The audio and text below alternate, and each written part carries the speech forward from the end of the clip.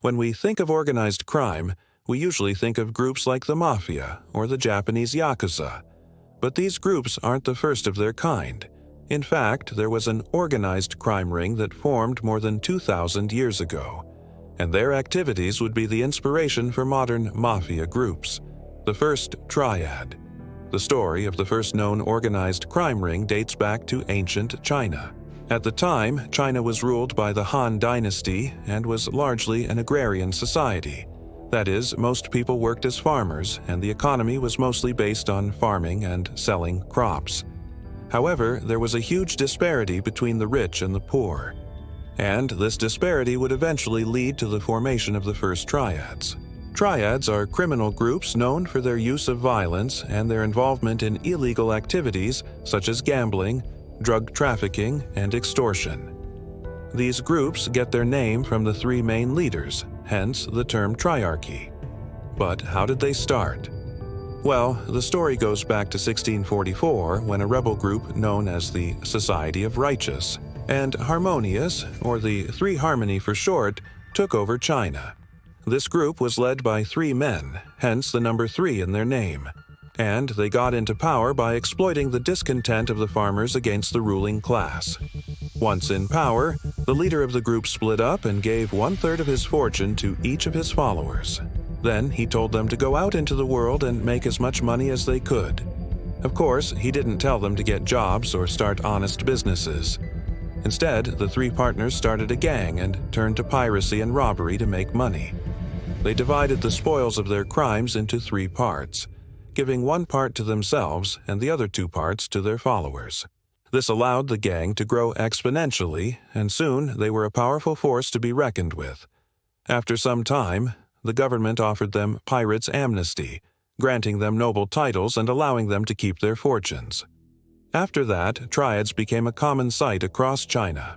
During the Qing dynasty, triads were involved in a variety of criminal activities, including smuggling opium and other luxury goods into China.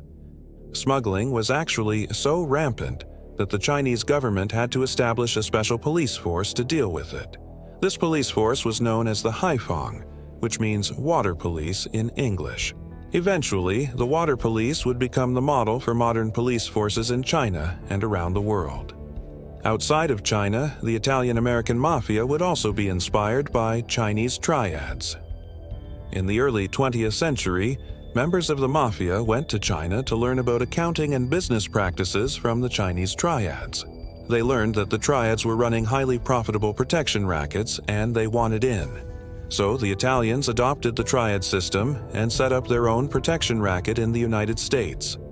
This is why many mafia families have 3 bosses, a capo regime, a capo mandamento, and a boss.